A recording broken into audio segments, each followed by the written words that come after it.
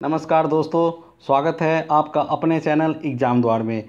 21 मई 2020 के current affairs के साथ हम फिर से हाजिर हैं। हमारे चैनल एग्ज़ाम द्वार को आप सब्सक्राइब करना, लाइक करना, शेयर करना ना भूलें। तो आइए चलते हैं आज के पहले करंट अफेयर्स की तरफ। हमारे चैनल एग्ज़ाम द्वार को सब्सक्राइब जरूर करें। आज का पहला करंट अफेयर्स है, निम्नलिखित में से किस देश ने उड़ीसा और पश्चिम बंगाल से टकराने वाले चक्रवात का नाम अम्फान रखा है? और इसके ऑप्शन है भारत, थाईलैंड, मलेशिया, श्रीलंका। और इसका सही उत्तर है थाईलैंड। आइए जानते हैं इसकी व्याख्या। उड़ीसा और पश्चिम बंगाल से टकराने वाले चक्रवात का नाम अम्फान थाईलैंड ने रखा है। इस चक्रवात का नाम अम्फान थाईलैंड ने 16 साल पहले रखा था। यह चक्रवात 1999 के उड़ीसा के चक्रवात के बाद से बंगाल की खाड़ी में आने वाला पहला ट्रॉपिकल चक्रवात है, उष्णकटिबंधीय चक्रवात है। आइए बढ़ते हैं आज के दूसरे करंट अफेयर्स की तरफ। निम्नलिखित में से WHO के कार्यकारी बोर्ड के अध्यक्ष के रूप में किसे चुना गया है? विश्व स्वास्थ्य संगठन के कार्यकारी बोर्ड के अध्यक्ष के रूप में। और इसके ऑप्शन हैं doctor Harshvardhan, doctor Poonam Khetrawal, doctor Balram Bhargav और इनमें से कोई नहीं। और इसका सही उत्तर है डॉक्टर हर्षवर्धन। आइए जानते हैं इसकी व्याख्या। केंद्रीय स्वास्थ्य मंत्री हर्षवर्धन को विश्व स्वास्थ्य संगठन WHO के कार्यकारी बोर्ड के अध्यक्ष के रूप में चुना गया है। वह 22 मई को जापान के हिरोकी नकटानी के उत्तराधिकारी का पदभार संभालेंगे। WHO के कार्यकारी बोर्ड में वर्तमान में 34 सदस्य हैं। आइए बढ़ते हैं आज के तीसरे करंट अफेयर्स की तरफ। उत्तर प्रदेश के जेवर में नोएडा अंतर्राष्ट्रीय एयरपोर्ट को बनाने के लिए निम्नलिखित में से किस देश की कंपनी को केंद्रीय गृह मंत्रालय ने स्वीकृति दे दी है? और इसके ऑप्शन है स्विट्जरलैंड, फ्रांस, अमेरिका, जर्मनी। और इसका सही उत्तर है स्विट्जरलैंड। आइए जानते हैं इसकी व्याख्या। केंद्रीय गृह मंत्रालय ने जेवर में नोएडा इंटरनेशनल एयरपोर्ट को विकसित करने के लिए Swiss firm Zurich airport international AG को सुरक्षा मंजूरी दे दी है। 5000 हेक्टेयर में फैले इस पूरे प्रोजेक्ट पर 29,000 करोड़ रुपये खर्च होंगे। यह दिल्ली के इंदिरा गांधी अंतर्राष्ट्रीय हवाई अड्डा और गाजियाबाद के हिंडन हवाई अड्डे के बाद राष्ट्रीय राजधानी क्षेत्र में तीसरा हवाई अड्डा है। आइए बढ़ते हैं आज के चौथे करंट अफेयर्स की तरफ। किस राज्य की दिबांग घाटी में प्रस्तावित 3097 मेगावाट की एटालिन जल विद्युत परियोजना की वजह से जैव विविधता पर पड़ने वाले प्रभाव को लेकर पर्यावरण कार्यकर्ता इस परियोजना को रद्द करने की मांग कर रहे हैं?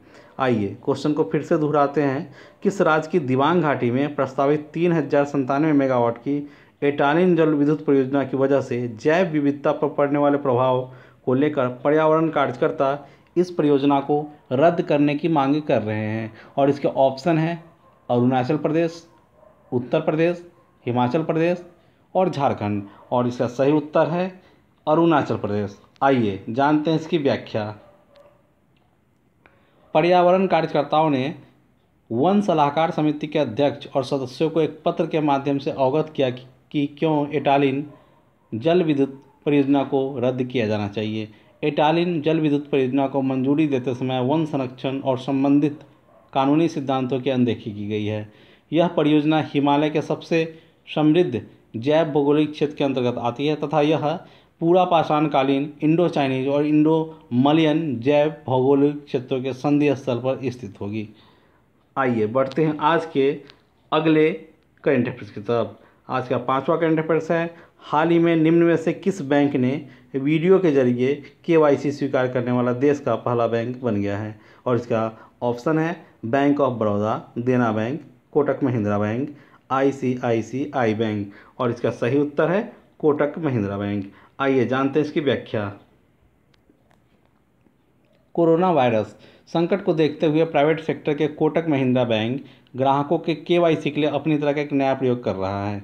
वीडियो कॉन्फ्रेंसिंग KYC सिस्टम के तहत कोटक महिंद्रा बैंक में कोटक 811 सेविंग अकाउंट खोलने के लिए ग्राहकों को आधार और पैन कार्ड देना होगा। बैंक ने अपने आधिकारिक बयान में कहा कि यह सुविधा केवल सेविंग अकाउंट के लिए पायलट बेसिस पर हो सकेगी। भारतीय रिजर्व बैंक ने जनवरी 2020 में नो योर कस्टमर मानदंडों में संशोधन करते हुए ग्राहकों को ऑन बोर्ड करने के लिए वीडियो आधारित KYC विकल्प पेश किया। कोटक खाता खोलने की प्रक्रिया में वीडियो केवाईसी प्रक्रिया को जोड़ने वाला पहला बैंक है।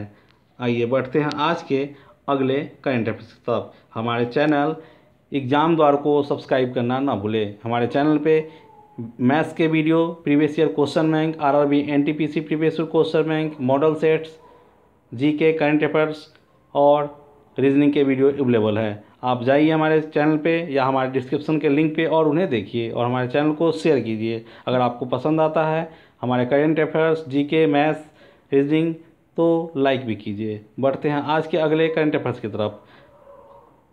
जूलॉजिकल सर्वे ऑफ इंडिया ने उभयचरों की 20 प्रजातियों को गंभीर रूप से लुप्तप्राय और कितनों को लुप्तप्राय के रूप में सूचीबद्ध किया है।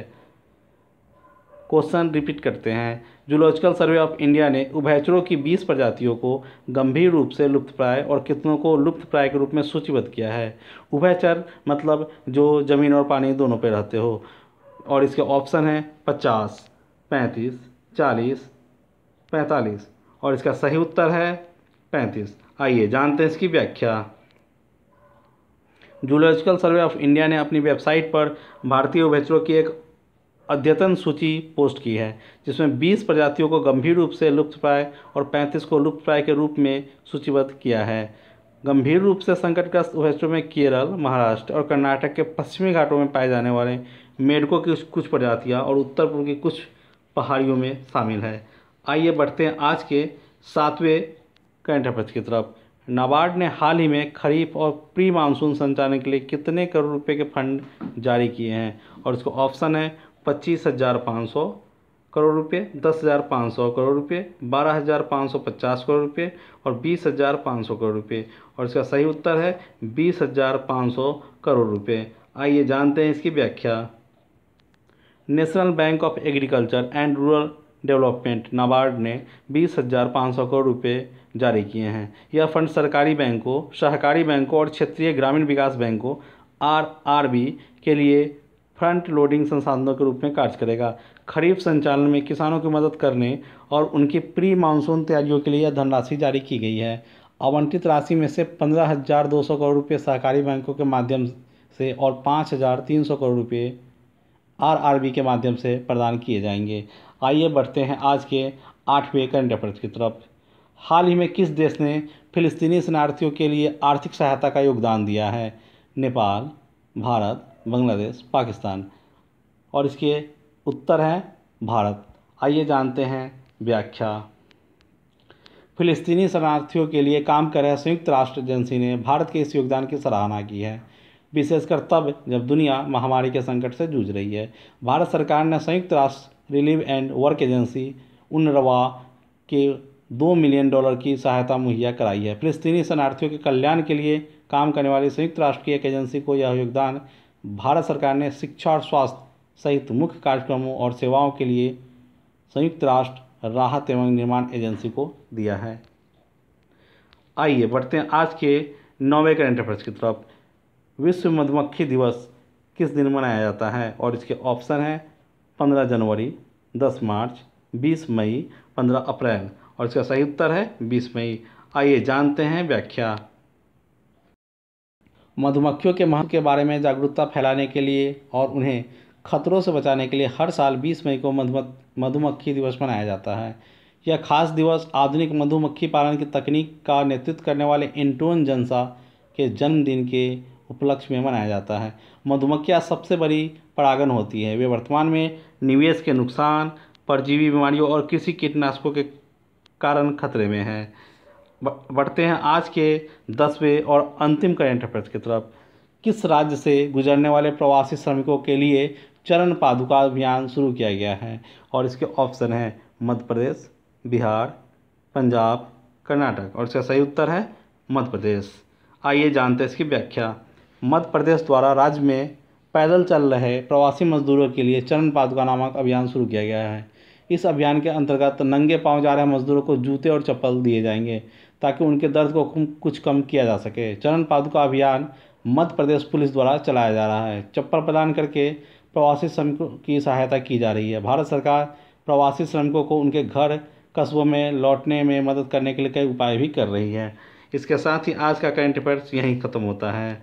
अगले दिन हम फिर आएंगे 22 मई के ताज़ा तरीन करेंट अफेयर्स के साथ। तब तक हमारे चैनल एग्जाम द्वार को लाइक करें, शेयर करें, सब्सक्राइब करें। Good bye.